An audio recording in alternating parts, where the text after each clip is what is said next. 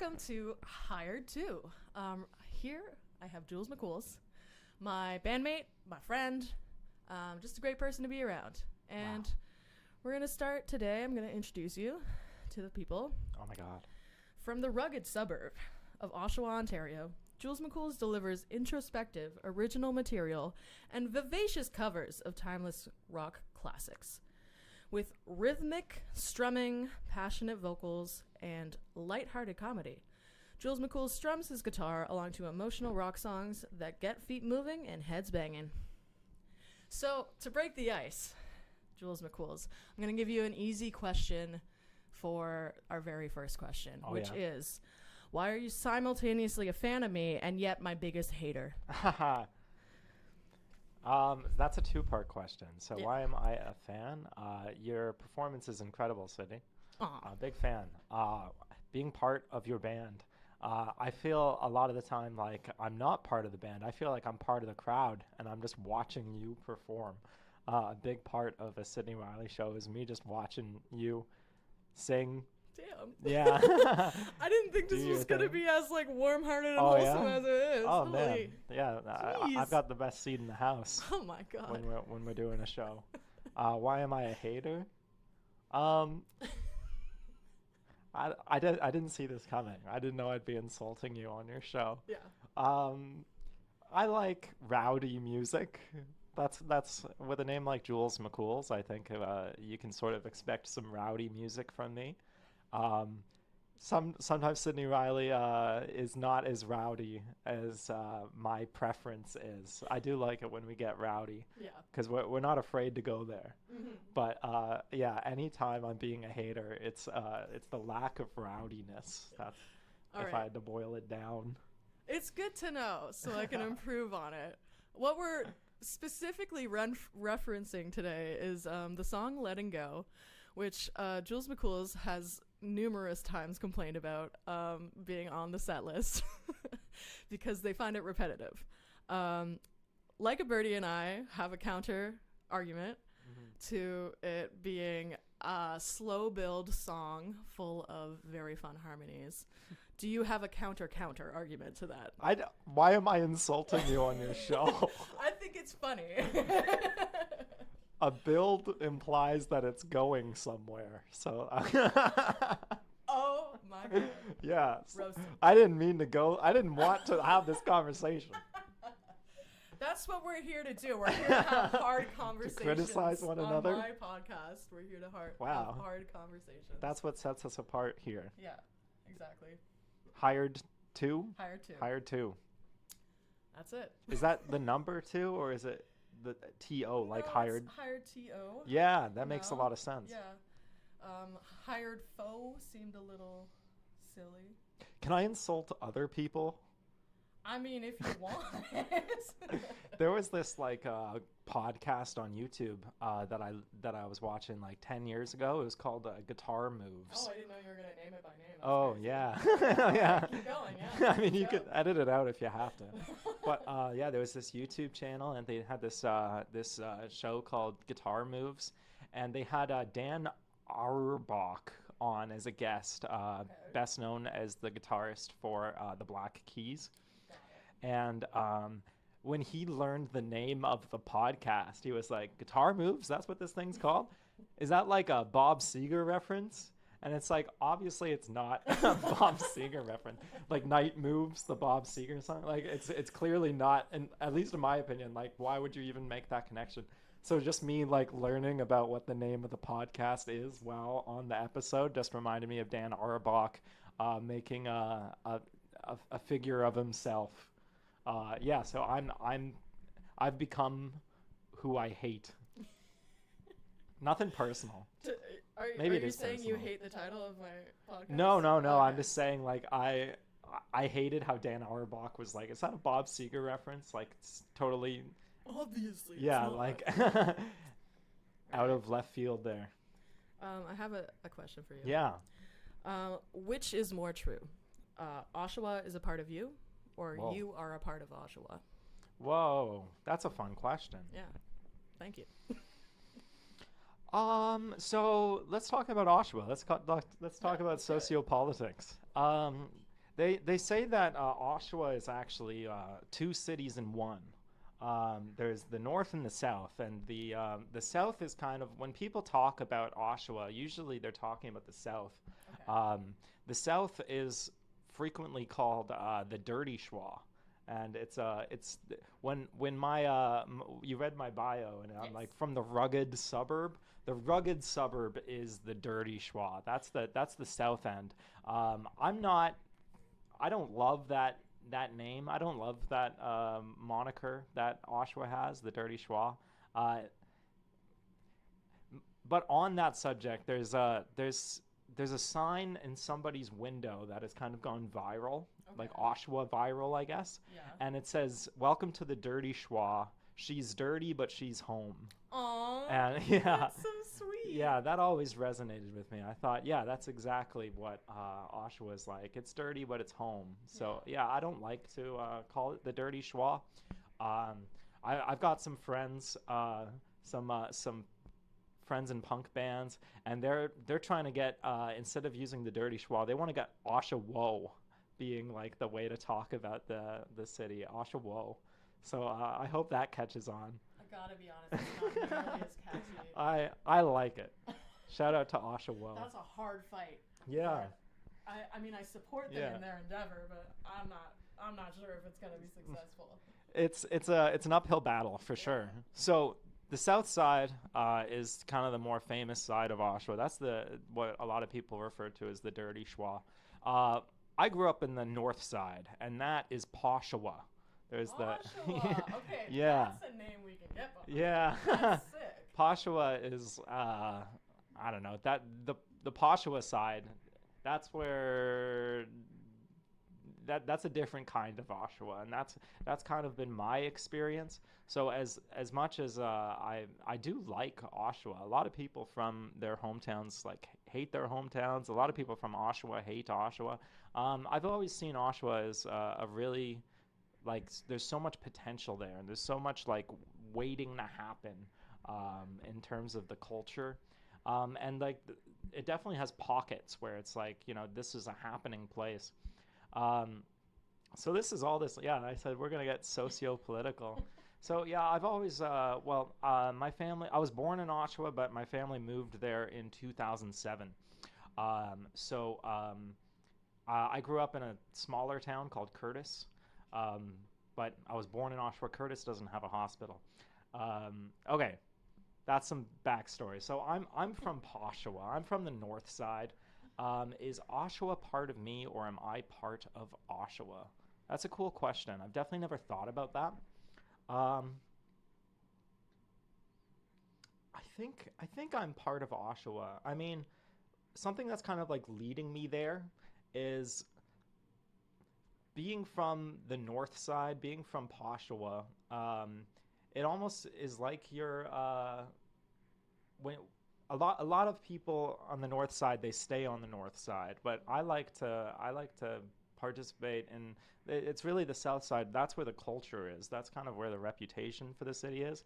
So I don't want to say like I'm a tourist there, but to me it's like that's where the fun of the city is. The north side has like the university and the college, and a lot of that culture is just kind of like stuck there, right, and it doesn't like trickle into the south side.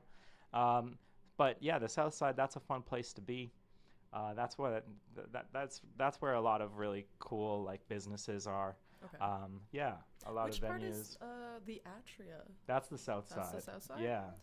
Yeah. I don't think it's like the reputation. Maybe I just don't get it because I haven't been around long enough to like have a bad experience in Oshawa, but I've had a good time every time I've been there. Yeah. I like what they've kept live music going on in the city for like since the 80s, and not many other places have consistently had live music for that long. So I definitely appreciate that. And the north side doesn't have any staple music venues yet. There's Durham College has some awesome stuff going on with their music business management program, and like they've got a local radio station that broadcasts from there. So they've got some culture going on there. But my experience with, I don't know, post-secondary institutions is a lot of that culture just kind of feels like it's on campus, Right. and it doesn't Yeah. leave the campus Yeah. very much. For sure. And then, kind of circling back to your question a bit, I went to school in London, Ontario. Mhm. So that's where I went to university. So for 6 years of my life, I wasn't in Oshawa. Mhm. So maybe I brought some Oshawa with me when I Aw. went to live in London. Oshawa. Yeah, that's cute. Maybe that's going to be the next moniker Yeah. for the city. That would be good. That would be good. But yeah, moving back, yeah, I think that's going to be my answer. I'm a part of Oshawa. Yeah. Perfect. And just to add one more thing, in all of my, like, Sydney read my biography, and all my stuff, I always say I'm from Oshawa. Like, to me, that's really important to say that, that's my community, that's my music scene, Oshawa, or the Durham region. A lot of bands from the area, they say they're from Toronto, and that really upsets me, that they like, Toronto does a lot to, like, steal culture away from the neighboring municipalities, in my opinion. I've described Toronto as a black hole in that regard. It just sucks everything in. And if you live in Toronto, in my experience, people don't like leaving the city to go see what else. Right. They're That's so stuck. true. So that's Yeah. why, for a couple of reasons, I like this black hole metaphor. And I like Toronto. Yeah. I think it's a really cool place. I think it's one of the, best cities in North America, and just in terms of everything, I guess. Safety is a big thing. Yeah. I'm a big Blue Jays fan, so yeah, I gotta support my boys in blue. Yeah, but I always say that I'm from Oshawa, and when people want a band from Oshawa, I'm like, that's me. I'm Oshawa. And when I'm like looking to get a show together, I don't want to see people who say that they're from Toronto. I want people from my community. I want to know that you're from here. I want to know you're from, like, this region, like the Durham region. Yeah, that's something I'm really passionate about. If you're from Oshawa, Whitby, Ajax, Pickering, Bowmanville, say that. I want to know that. Yeah. Toronto has enough. They've got enough bands. They've got enough everything. Yeah. Like, we got to build what we got on the east side. That's so real, because Shawn Mendes is a good example of that. He's from Pickering, but he will say he's from Toronto to basically everyone, unless he's told to specify. Yeah. And they're pretty far away. Like, that's a very different life to be living in Pickering as opposed to Toronto. So, I agree. Yeah. Yeah. It's kind of the halfway point. Pickering is Right. the halfway between Oshawa and Toronto. Mm-hmm. So I would say, yeah, it's about a 30-minute drive to Pickering, and then another 30 minutes to get to Toronto. But of course, it depends where. Yeah. And then once you're in Toronto, it takes you an hour just to drive, 5 kilometers. Yeah. Yeah. Not groundbreaking news on this podcast. No. regarding, Yeah, that is Toronto not news. traffic. Yeah, I mean, I fully agree. There's a lot of people I know in Barrie who also claim to be from Toronto, and I think that's ridiculous. bonkers. Yeah, absolutely bonkers. If you can't, well, I guess you can transit from Barrie to Toronto, but no one really does that. No. I feel like if you can't transit, then you shouldn't be saying it. And I also agree with you that you should have a little pride in your hometown. Mm-hmm. You should be able to, like, engage with your own community enough. Yeah, you and I have that in common. That Yeah. we both say the the specific municipality. You frequently say Wasaga. Mm-hmm. I'll say Oshawa. It's Yeah. easy to say Toronto. It's easy to say Barrie. Hi guys, I'm gently interrupting this podcast to talk to you about Gussapolooza. This year, the band and I will be playing on September 15th, but don't miss your chance to see tons of incredible artists all weekend. Gussapolooza Music and Arts Festival is a unique 3-day campout extravaganza that celebrates Canada's emerging music and arts scene. Over 50 bands from across Canada perform on multiple stages and represent diverse genres like rock, country, folk, hip-hop, electronic, pop, and more. Prepare to get up close, mingle, and be captivated by the best independent artists of today.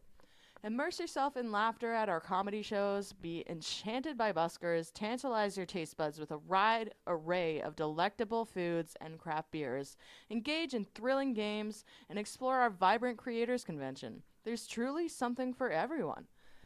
Emerging bands travel great distances to play Gussapolooza because of you, the amazing music and art lovers who together create a community with the power to launch these artists to new heights. As a cherished member of our community, you are not just an ordinary festival goer. You are a talent scout, a record label executive, and a devoted music enthusiast with the power to bestow a prestigious Gussapolooza Music Award upon your favorite artists, propelling them to the global stage. Right now, if you use code Sydney Riley, you can enjoy a discount off of your tickets and bask in the fact that you are directly supporting me and my band through ticket sales. That's code Sydney Riley, SYDNEYRILEY at checkout. See you there. So, okay. Jules, you're very good at posing fun philosophical ultimatums. Usually house parties, usually band practices is where I see it the most. But I want to throw my favorite question you've ever asked right back at you and ask you if you'd rather have the backing vocals of the band Cake. So if you don't know who Cake is, I need you to go to YouTube right now, Google or search Short Skirt Long Jacket by Cake, and then listen to that song. Come back, okay? All right, so now that you've listened to that song, would you rather have the backing vocals of the band Cake, i.e. Short Skirt Long Jacket, or the backing vocals of the Beastie Boys, where they shout the last word of every single sentence you say? And would you rather have that either one of those for like every sentence you've ever say in your life? I'm gonna go on Team Cake here.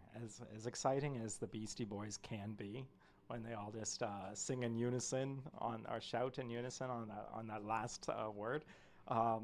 What I like about the Short Skirt Long Jacket backing vocal is that the syllables are somewhat unpredictable. Yeah. Like, can you share some of the lines so we can demonstrate this live? So do we have the rights to the lyrics here?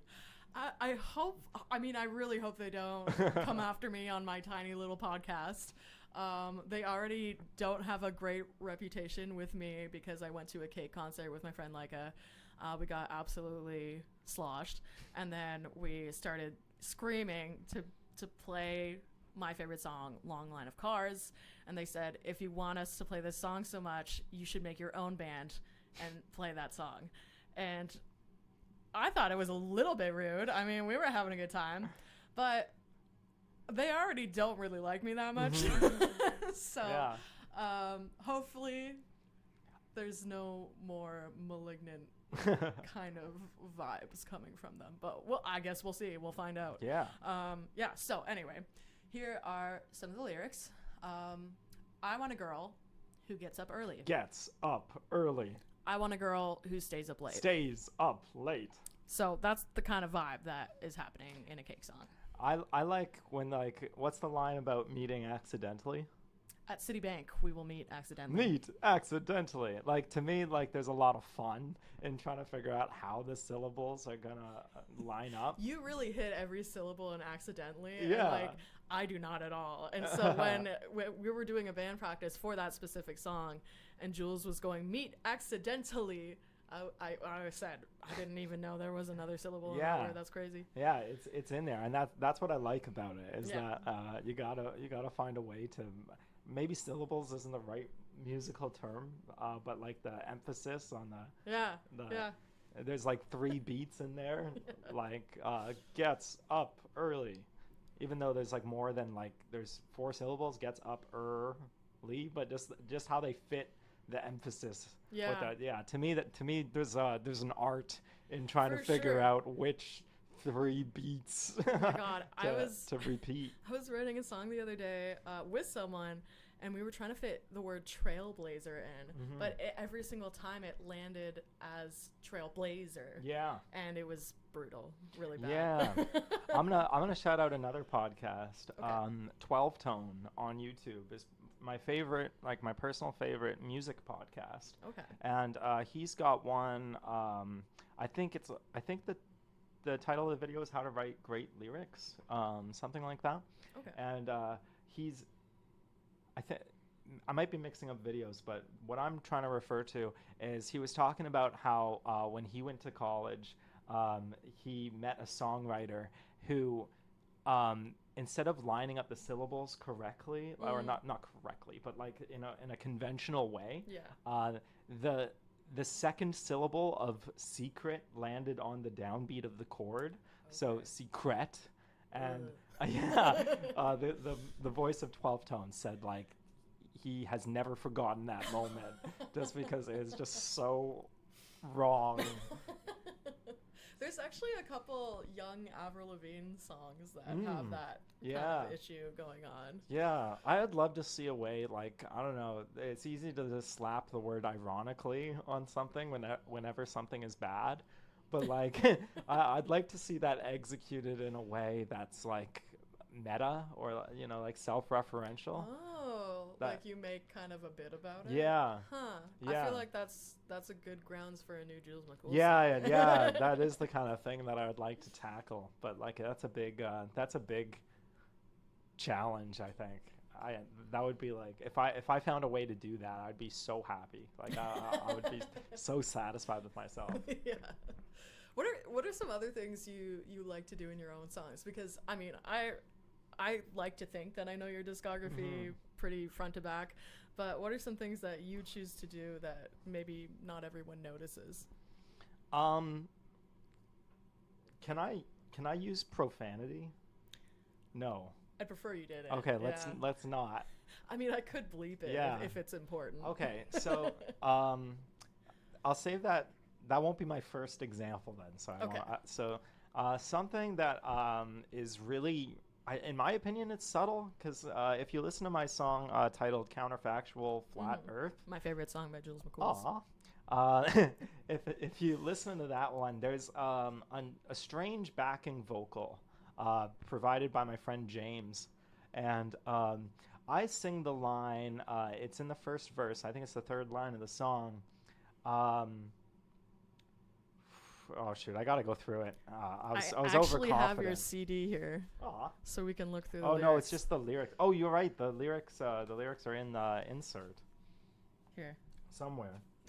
I'm gonna search for them. Okay, no, it's the second line of the song. So I sing. Well, it's the first line actually. What if the world was flat? Well, that's one less dimension to worry about. And then there's a backing vocal, which, if you listen closely, my friend James is saying, ahem, fewer. And that's... Sydney just lit up. Yeah, because I have heard that, but I didn't know what he was saying. No, we should have put a little bit more emphasis on what that is. No, I like that. That's magic. That's, like, subtle. It's mantic? Magic. Oh. I'm like, I don't know the meaning of mantic. Yeah.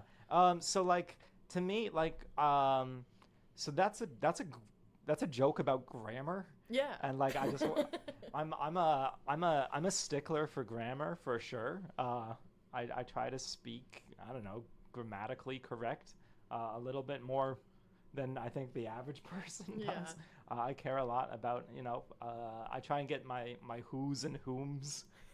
You know, correct. Especially, it's way more than the average Canadian in particular. Like we do not pronounce many things. Yeah. So when I was writing that song, there are some grammar sticklers who would insist that the correct way of phrasing that sentence, "What if the world was flat?"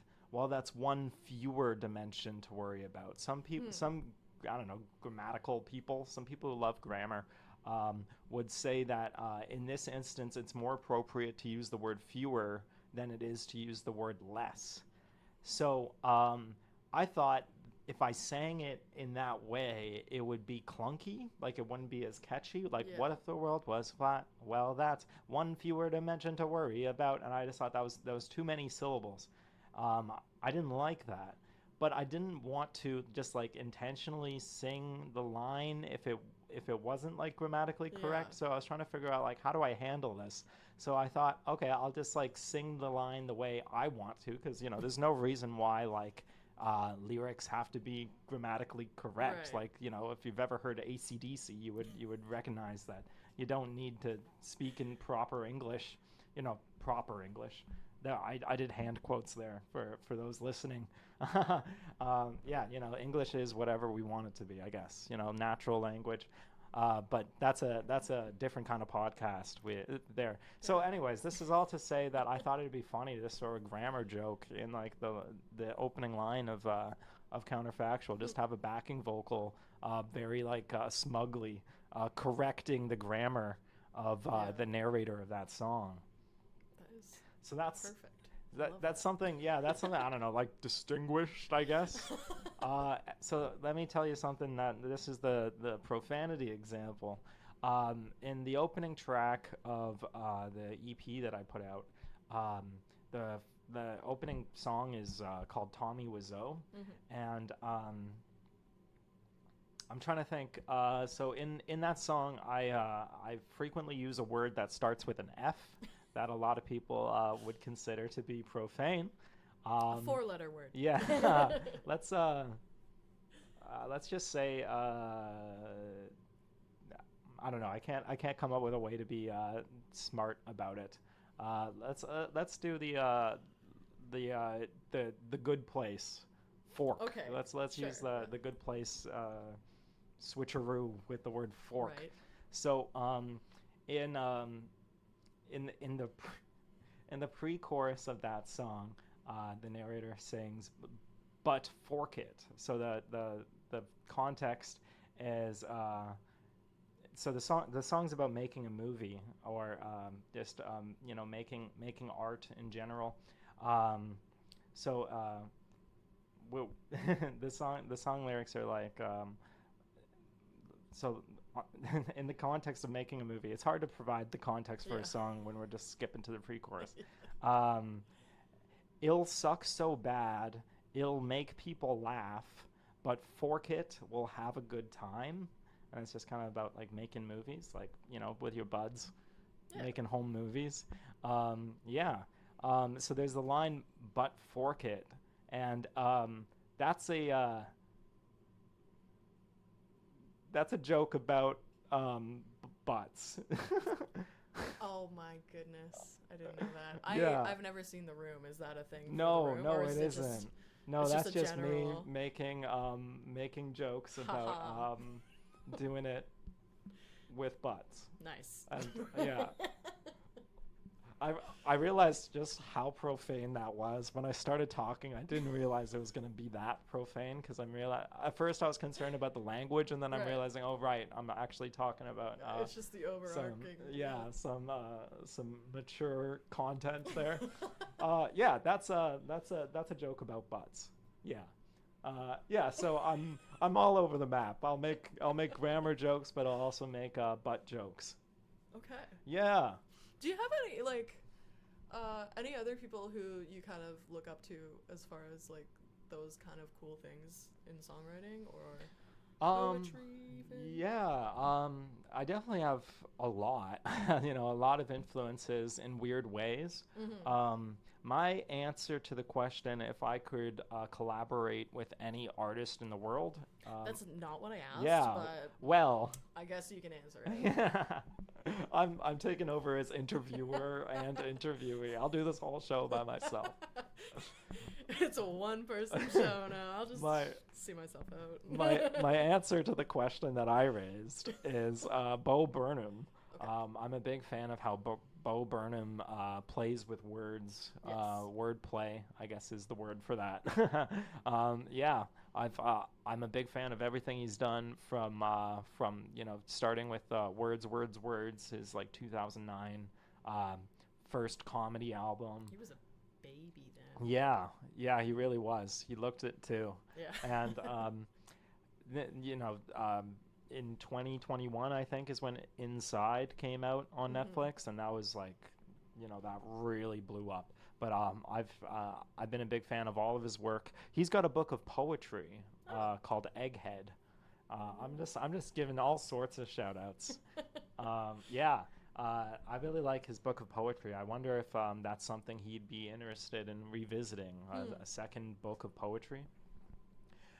Yeah, so Bo Burnham's my first answer when it comes to like who do I look up to like lyrically.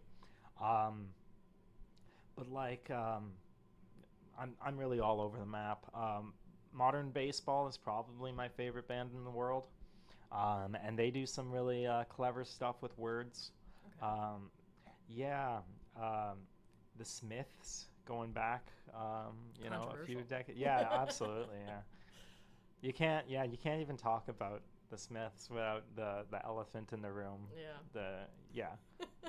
I don't even really know the details. I just know so many people hate Morrissey. Yeah, so. the bigoted elephant in the room. Yeah, it's shocking. Yeah, but there's enough content about how problematic one of the members of the Smiths is. But yeah, I mean the Smiths. That was the Smiths were kind of like. I was into classic rock growing up, and then I kind of discovered the Smiths, and the Smiths were one of those bands that kind of like, you know, like if you're listening to a classic rock radio station, you'll probably hear some of the Smiths on occasion, you know, like How Soon Is Now or Panic, you know, some various Smiths songs. They kind of creep up on classic rock radio. But the Smiths were like one of those bands that really kind of got me out of classic rock and into like more like, I don't know, indie rock, alternative, yeah. Stuff like, yeah, the Smiths, the Talking Heads I'm a huge fan of. Yeah, for all sorts of reasons. Yeah, they're fun. Yeah, for all the reasons people hate the Smiths, you can sort of love the Talking Heads.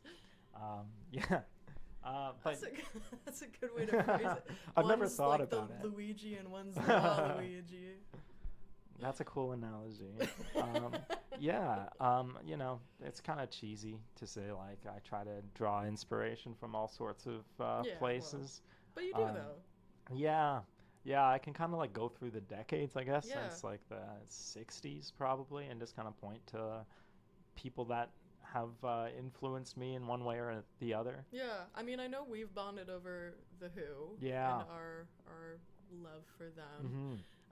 To the point where I try to make you do windmills in certain songs. Timeless. And you always say after like the fifth one, yeah, over it. Yeah. How much can we milk this arm motion? I don't know. I mean, he was doing it for so long. 60 years or something? I mean, I think it slaps every time, but you're welcome to your own opinion. Yeah, there's still classic rock that I'll never get tired of. I guess maybe there's some individual songs, but Sabbath and Zeppelin for sure are like I'll never quit that. Yeah. There's something so weirdly modern sounding about Sabbath, and I couldn't really put a pin on it, to be honest, but it's like, I don't know, there's something that unites all stoners in a way too, and I feel like Sabbath has that as well. Wow. Yeah.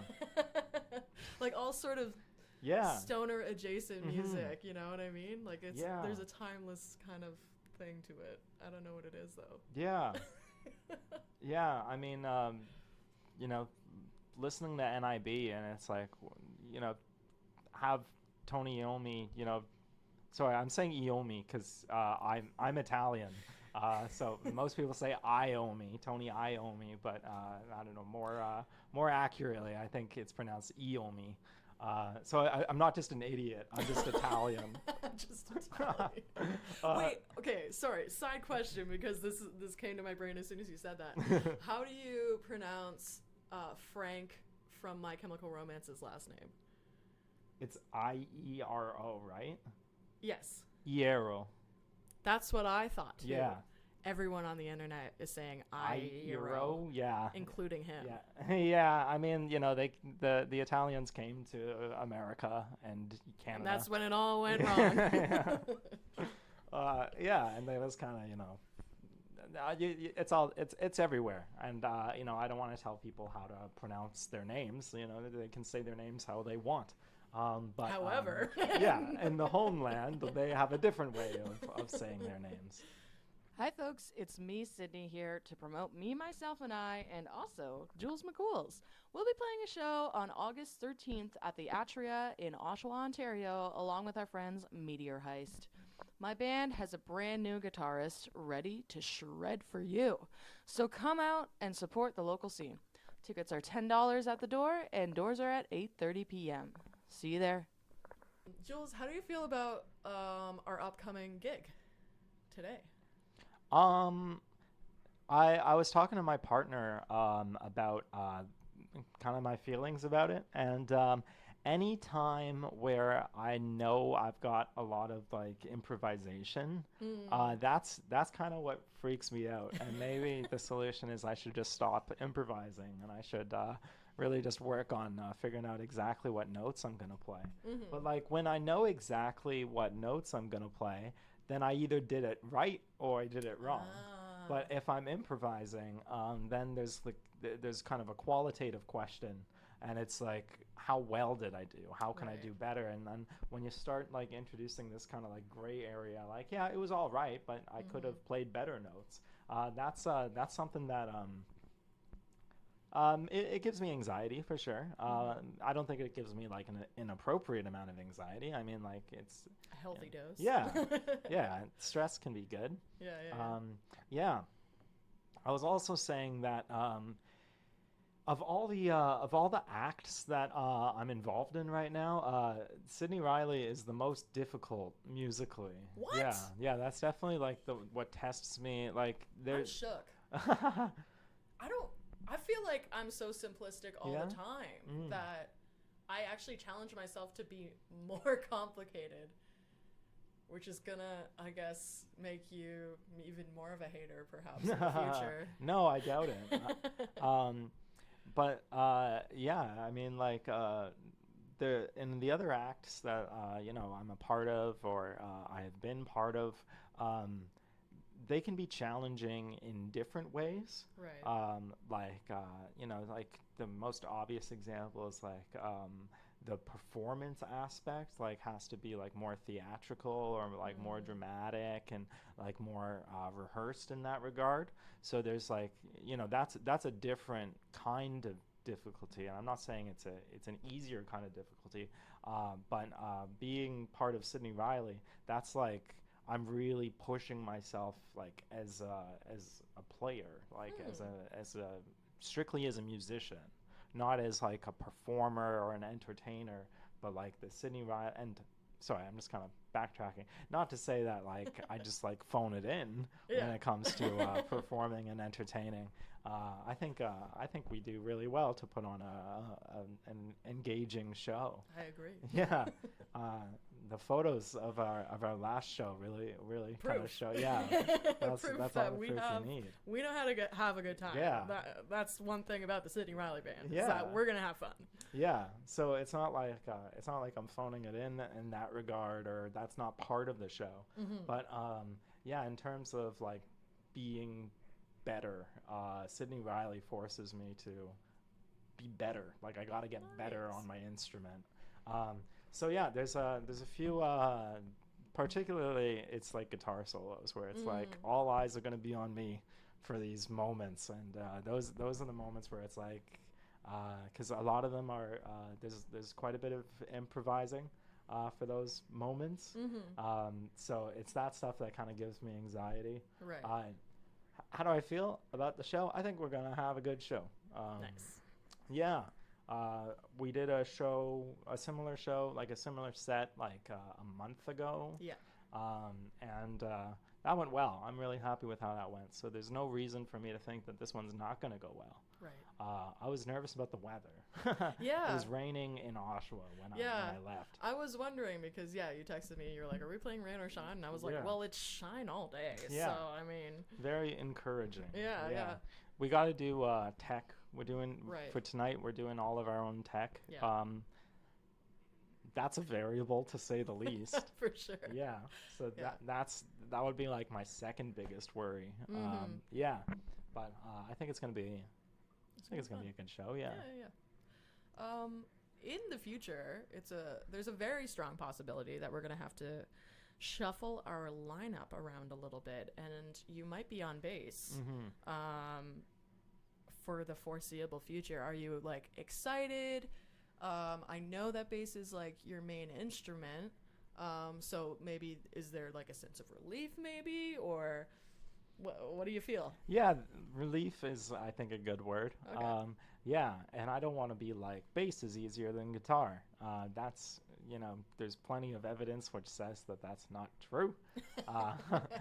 If all you listen to is AC/DC, then maybe you would arrive at that belief. Yep.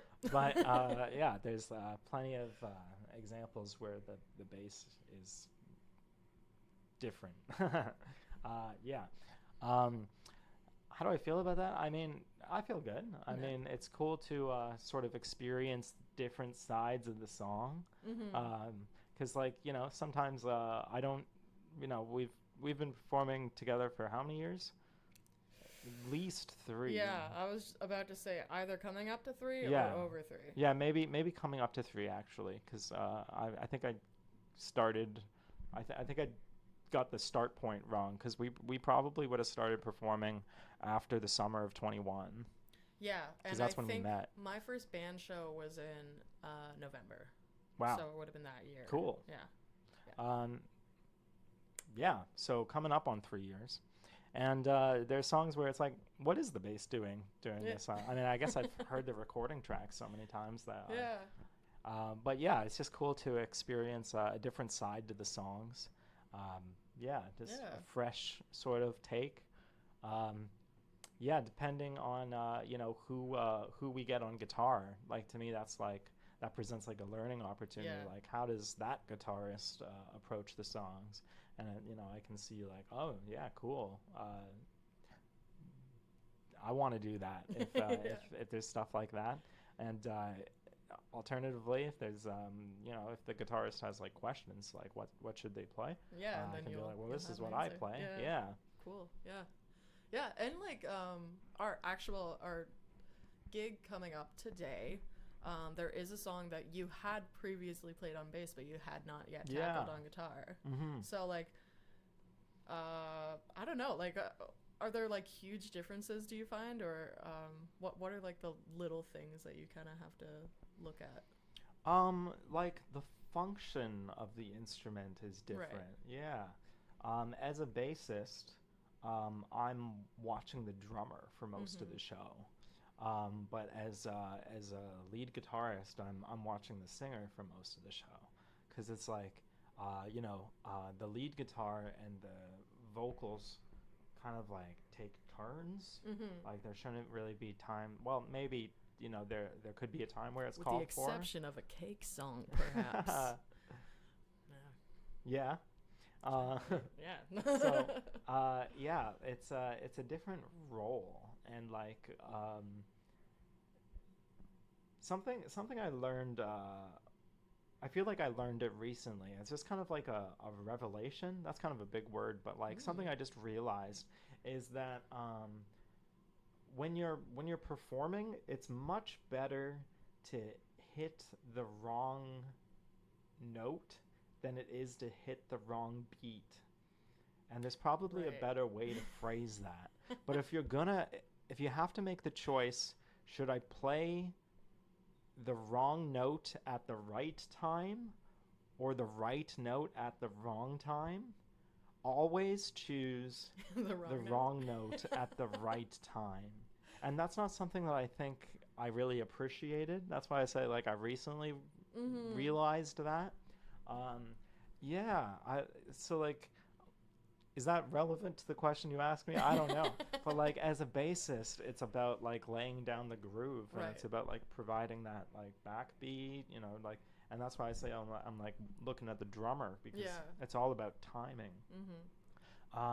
As a lead guitarist, I still so in general I agree with what I just said there. That if you're gonna play, if you have to mess up, it's better to play the wrong note at the right time. As a lead guitarist, those notes are, it's a higher register than where the bass, the electric bass tends to play. Right. So those wrong notes stand out on an electric guitar more than the wrong notes stand out on an electric bass. Yeah, like you can be off on an electric bass, and I think the general public is not going to really hear it. But like the importance of an electric bass in a live show is to really just lay down the groove, the foundation,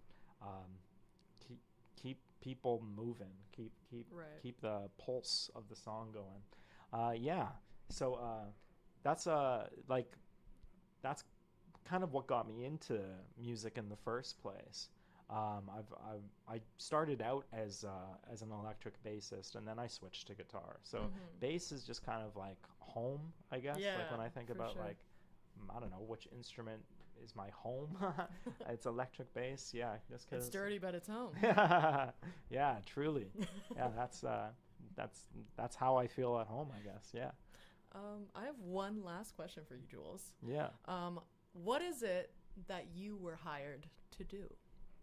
So, of all the questions you had prepared, this was the only one that I was privy to. So, I've been thinking about this one for a while, and if it isn't obvious, or like if it wasn't already stated, I went to school for philosophy, and there was, it's a big part of my life. I really like philosophy, so I'm inclined to like take that direction to this question. Right. And historically, the sort of like grandfather of modern philosophy is often considered to be Socrates, or his student Plato, who like taught at the academy by like talking about his teacher Socrates. All of his writings feature Socrates as a character. So pretty much everything we know about Socrates as a person is through Plato's writing. And Socrates was executed. He was sentenced to R.I.P. death. Yeah. R.I.P. Socrates. You Yeah. would have loved astrology. Yeah. So the justification for Socrates being sentenced to death was that he was corrupting the youth of Athens. That was his crime against humanity. It wasn't, he didn't hurt anyone, like physically. And we're going to carry on that tradition. Yeah. Corrupting the youth of the world. Yeah. So that's what Socrates was murdered for. Well, I guess legally it's not murder, because it was the state that ordered to kill him. But yeah. I think that's that. I find that personally inspiring, I guess. Not getting sentenced to death per se, Yeah. but specifically corrupting the youth. And in my opinion, Socrates didn't corrupt the youth. All he did was teach them. Yeah. That was his crime. He had people questioning the societal norms at the time. Essentially questioning everything. So I think that's what I'm called to do. That's what I've been hired to do. Force people to question things, even like the most innermost beliefs, I guess. And of course, there's a really rude way to go about doing this, but I think respectfully, I've been hired to challenge people's assumptions about themselves and the world. So that's gonna be my answer.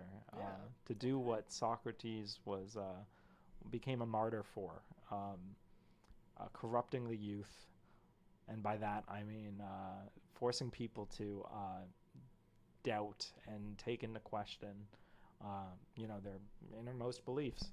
And if you question your innermost beliefs, and you really give them some thought, and it turns out that you had some really good ideas, then all the power to you. If your belief system can withstand that level of critique and, I guess, doubt, then you probably have some really good ideas, or at least your ideas are like very coherent and support one another. Yeah. So that's I think that's what I'm here for. Just making people challenge things about themselves and the world. Yeah, I think you're great at that, and I feel like every time I have a conversation with you, it feels like my brain is fed, because I feel like I've been educated in some sort of way, but in a way that is encouraging me to think, you know what I mean? Like, it's not just you slamming information at me. It's like, it's bringing the information back to your brain, kind of, you know what I mean? Yeah, and I rarely just want to, like, make people believe what I believe. Yeah. You just want them to think for themselves. Yeah. I know there's a bit of an irony that I am sort of forcing people to think for themselves. That kind of doesn't sound like they're thinking for themselves. But it's true. Like, you really do. Like, I mean, even just the Cake versus Beastie Boys question. Like, you're giving them some options. Yeah, there's definitely a fun way to do it, and a respectful way to do it, and that's what usually gets lost, I think, when people talk about philosophy. It's an old man's club for sure, but there's ways to overcome that. Yeah, it's time for a corrupt youth club instead. Jules McCools, is there anything you want to promote before we go? It doesn't have to be anything. Just the vibes. Can keep thinking for yourself. That's what I'm gonna say. If you want to follow me, I've got big things coming soon, as as the prophecy foretold. Perfect. Well, thank you so much for watching. I'll be back some other time with another amazing guest. This is Higher 2. I'm Sydney Riley. Have a great day.